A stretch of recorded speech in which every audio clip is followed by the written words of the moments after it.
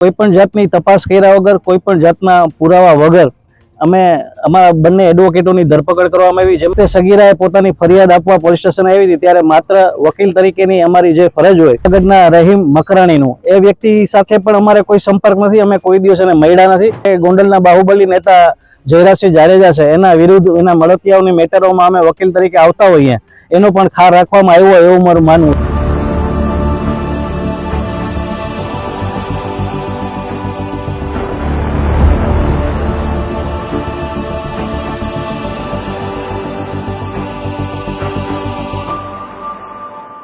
ગોંડલના રીબડાનો અમિત ખૂટ આત્મહત્યા કેસ હવે ખૂબ ચર્ચામાં છે।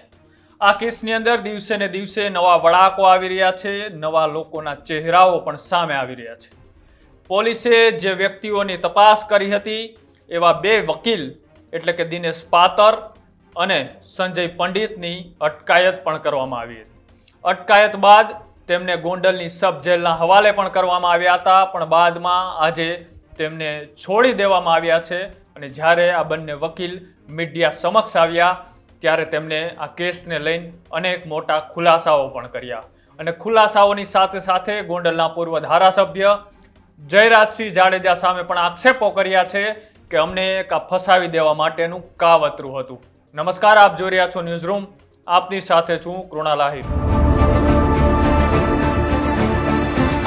રીબડાના અમિત ખૂટ કેસની અંદર જ્યારે દિવસે ને દિવસે નવા ખુલાસાઓ થઈ રહ્યા છે, જ્યારે સૌથી પહેલા પોલીસે ફરિયાદ કરી। આ ફરિયાદમાં રીબડાના અનિરુદ્ધસિંહ મહિપતસિંહ જાડેજા અને રાજદીપસિંહ અનિરુદ્ધસિંહ જાડેજા ઉપર પણ તેમણે ફરિયાદ કરી। આ ફરિયાદમાં હાલ તો તેમની અટકાયત પણ નથી થઈ, ત્યારે વચ્ચે એમની અટકાયત નથી થઈ અને હજુ પણ જ્યારે અટકાયત નથી થઈ પણ આ કેસ લડનાર એવા બે વકીલ સંજય પંડિત અને દિનેશ પાતરની અચાનક પોલીસ ધરપકડ કરે છે। આ ધરપકડની અંદર એવું માનવામાં આવતું હતું કે આ બંને વકીલને ખબર હતી કે આ દુષ્કર્મનો પ્રયાસની જે ફરિયાદ થઈ એ દુષ્કર્મનો ફરિયાદ નહીં પણ હની ટ્રેપનું કાવતરું હતું। આ હની ટ્રેપના કાવતરાની અંદર આ બંને વકીલ પણ સંડોવાયેલા હતા અને સાથે સાથે કોઈના કહેવાથી આ પેલા રચાયેલું એક ષડયંત્ર હતું। પણ જ્યારે આ પોલીસ આ બંનેની અટકાયત કરે છે અને અટકાયતની બાદ જ્યારે પોલીસ એક પ્રેસ કોન્ફરન્સની અંદર એવું પણ જાહેર કરે છે કે અત્યારે આનો માસ્ટર માઇન્ડ મિસ્ટર એક્સ ફરાર છે। પણ જ્યારે હવે 2 દિવસ પહેલા જે મિસ્ટર એક્સ ફરાર હતો તેમનું નામ પણ બહાર આવે છે અને વ્યક્તિ જે બહાર આવે છે એનું કનેક્શન જૂનાગઢથી નીકળે છે, એ વ્યક્તિ પણ અત્યારે તો ફરાર છે। પણ જે આ બંને વકીલોની અટકાયત કરવામાં આવી હતી એમની આજે ગોંડલ સબ જેલમાંથી મુક્ત કરવામાં આવ્યા છે। અને જ્યારે આ બંને વકીલોને મુક્ત કરવામાં આવ્યા ત્યારે તેમણે મીડિયા સમક્ષ આવીને અમુક નિવેદનો પણ કર્યા અને ખુલાસાઓ પણ કર્યા અને ખુલાસાઓ કરતા જ્યારે સંજય પંડિતે શું કહ્યું એ પણ એકવાર સાંભળો।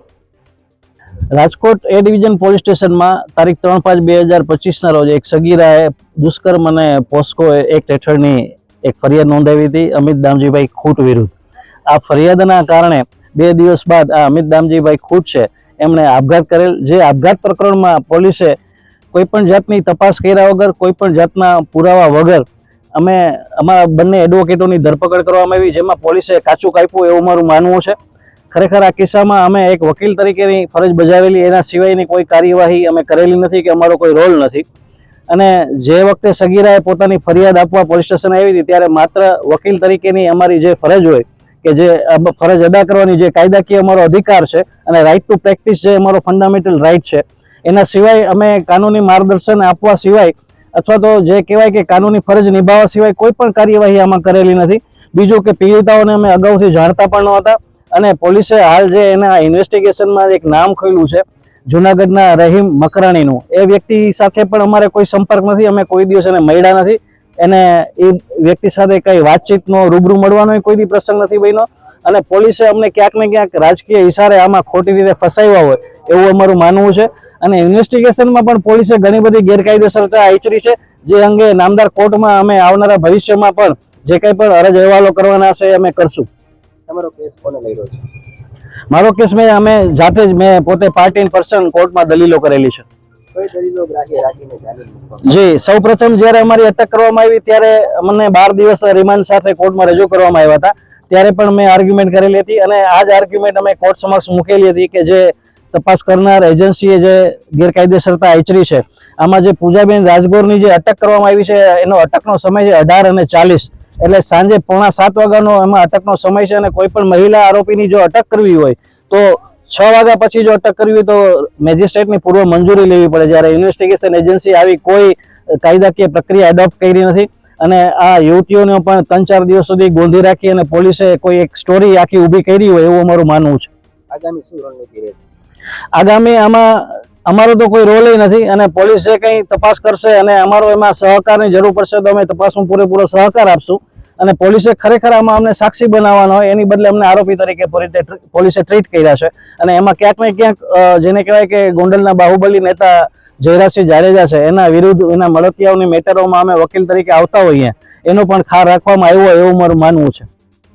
અમિત ખૂટ કેસની અંદર 2 વકીલ સહિત 4 લોકોની જે ધરપકડ કરવામાં આવી હતી અને તેની અંદર હવે ખરેખર પોલીસ ચોપડે જે ફરિયાદ નોંધાઈ છે અને આ ફરિયાદની અંદર રીબડાના અનિરુદ્ધસિંહ અને રાજદીપસિંહ જાડેજા સામે ફરિયાદ છે. બંને તો ફરાર છે, પણ એક ખૂબ ચર્ચિત નામ અને ક્યારથી પોલીસે એમને માસ્ટર માઇન્ડ તરીકે ગણતી મિસ્ટર એક્સ એટલે કે રહીમ મકરાણી પણ અત્યારે પોલીસના ચાપતાથી ફરાર છે. હવે આ બંનેની ક્યારે અટકાયત થાય છે આગામી દિવસોમાં ખબર પડશે. પણ આ કેસની અંદર હવે ગોંડલના લોકો અને અમિત ખૂટનો પરિવાર પણ જ્યારે ન્યાયની માંગણી કરી રહ્યું છે ત્યારે પોલીસની કામગીરી પર પણ સવાલ ઉઠી રહ્યા છે. પોલીસ કોઈના ઇશારે કામ કરે છે કે ખરેખર પોલીસ પોતાની નિષ્પક્ષ તપાસ કરે છે એ પણ હવે આગામી દિવસોમાં ખબર પડશે. કેમ કે જે વ્યક્તિઓ ઉપર FIR થઈ છે, જે વ્યક્તિઓ આમાં માસ્ટર માઇન્ડ છે હની ટ્રેપના કેસની અંદર, એ તો હાલ ફરાર છે. પણ આ 2 વકીલોની જ્યારે અટકાયત કરવામાં આવી હતી, આ બંને વકીલોને તો આ છોડી દેવામાં આવ્યા છે. પણ આ કેસની અંદર ખરેખર માસ્ટર માઇન્ડ પોલીસ ચાપતામાં આવે છે કે નહીં એ આગામી દિવસોમાં ખબર પડશે. આ કેસને લઈ તમારું શું કહેવું છે અમારી કોમેન્ટ બોક્સની અંદર જણાવજો. અને આવા જ અહેવાલો જોવા માટે અમારી YouTube ચેનલ ન્યૂઝરૂમને આજે જ લાઈક કરો, શેર કરો અને સબસ્ક્રાઇબ કરો. નમસ્કાર.